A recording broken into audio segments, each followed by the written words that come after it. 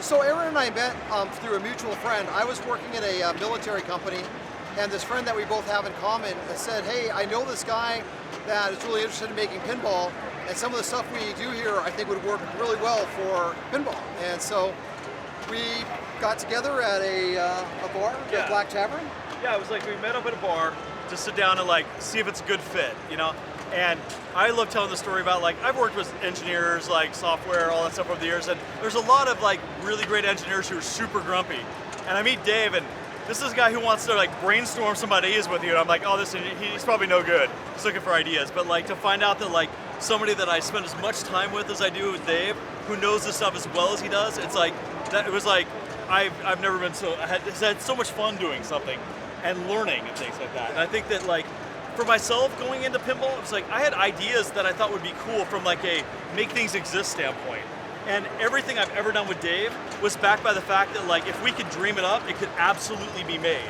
And like that's my favorite part. But like, to help matters, I did have a visual aid when we actually met at the bar. Right. I had one of the military networks that Aaron is one of the very few people who has ever seen this, but it actually was a demo showing a whole bunch of individual military pieces of equipment all communicating with one another. Right. So it's like, hey, Aaron, see what this thing does, and I think that's where all the dreaming started from, because we both could see how this relates to pinball. well, it was just cool too. It's like bringing the boards actually to the bar to look at. You know, it's not like, imagine this, it's like, look at this stuff. And I'm looking at it going, that probably works. But again, like everything that I've learned about electronics, how to work on anything, I've learned from Dave. You know, and that's probably my favorite thing about these things, because like I've got an inquisitive mind, I want to learn things. Dave actually wants you to know it, and then I've been able to like, you know, learn and do more as we've gone along with it. Like, you know, in the early days, like, you know, Dave builds up all the boards, tests all the code, stuff like that. Over time, it was like I could do a little bit more, so then maybe I'm building it up and he's cleaning them up, you know, toning them up a little bit and stuff like that, and writing code on them. And you know, it got to the point to where like I would borrow his microscope so I could actually work on it because I had enough boards to do. And I was so proud when I finally needed to buy my own microscope because he couldn't be away from his and I wanted to keep building things. I don't know how we got a microscope before we got him a soldering iron. I've been wanting him to get a Metcal a real soldering iron for probably 6-7 years now. So we've been doing Fast Pinball, Dave and I, amongst everything else we have going on in our lives.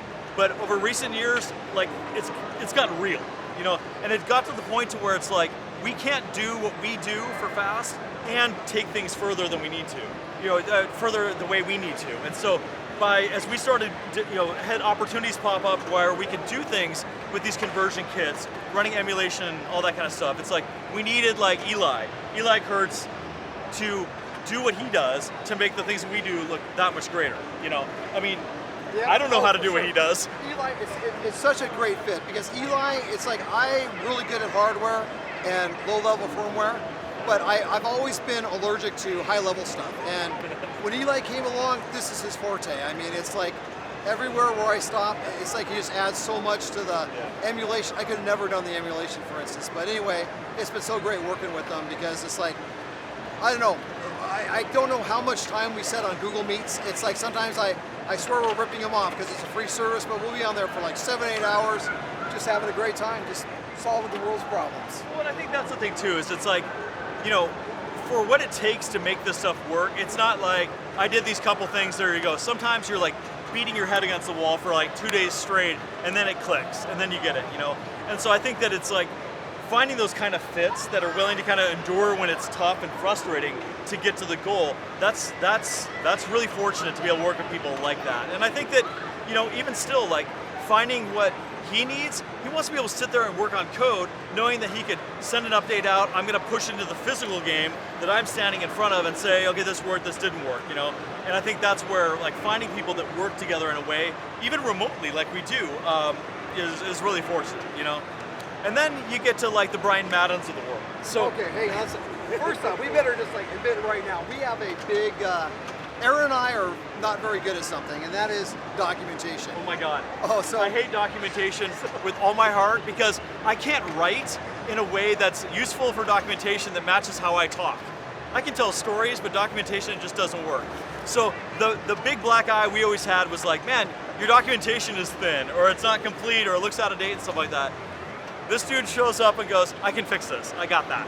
and literally plowed through all our content that we have in like 1,000 Google Docs, random emails, Slack threads, like whatever. And it has been, we went to the first show we'd been to in a long time down in Texas, and back in March, and to have people come up and be like, okay, this is working, I see what's happening here. And to be able to have people that can come in with different skills than ours, like, we can't all be good at all of it, but like to have someone that gets pinball, who gets the software end of it, who can see the big picture, see what like a company who wants to build pinball would need, and to be able to take an experience that isn't us being excited about it on a video chat or sharing some Google Docs around, to be able to actually say, take this back to your team, to your software developers, and read through this. And that's, I mean, I don't know, I feel like everything we've been doing that we thought was super cool looks cooler to even more people now. Yeah, and I just write stuff. For me, it was always like just enough documentation so other people can understand how the hardware works. Right. Never in a great form. It's like, this is what you do to make it work. But it was so many random bits and pieces that to put that in a doc, man, great job. Well, and to stand back and look at it and say, like, what do people actually need for what they're doing? So documentation isn't just like how to plug it in, but like if I'm coming in as like a homebrew maker who wants to make one game, there's a certain workflow that fits for them.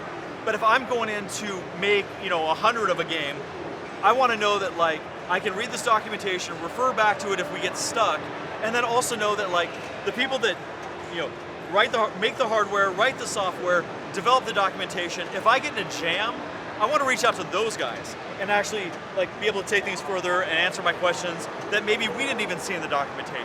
So we tell people, hey, you know the hardware, you know the software, but if you see a gap or you find yourself asking a question, like raise your hand. Be like, it would be really helpful to others, I think, if you would explain this in a different way. And I feel so fortunate that we have so many people that are comfortable sharing that kind of thing. Turn in the spelling errors that you see if you come across them, whatever it takes, So I think it's been really great to be able to like take everything we've done, format it in a great format, and then now from here we can build on that. Do like how-to videos and tutorials and quick start guides and stuff like that we can break down into like sizable chunks. Like tonight you're just gonna wire your power supplies, and if you can wire your power supplies, get your meter out. Oh, you don't have a meter? Pause and go buy a meter and then come back so you can actually test these things. Because it's like the old Nintendo games where each level before teaches you what to do in the next levels that are more advanced.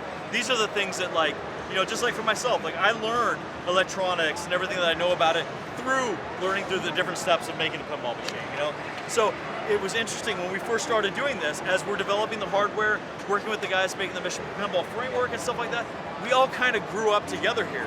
But now you get a whole new generation of people who came in that didn't have that experience, and the idea of like, well, what do we need to teach them? It's hard to even define it because it was so incremental over so long. So now getting the documentation in place as a baseline, getting, being able to have community time, like, video chats or streams or live feeds that we want to do, all that stuff will start to fill in those gaps. And hopefully we can make that like community kind of thing just kind of carry on, because it's really been like kind of the backbone of everything we've done. Absolutely. So, I don't know. Pinball's cool. We hope we get to keep doing it.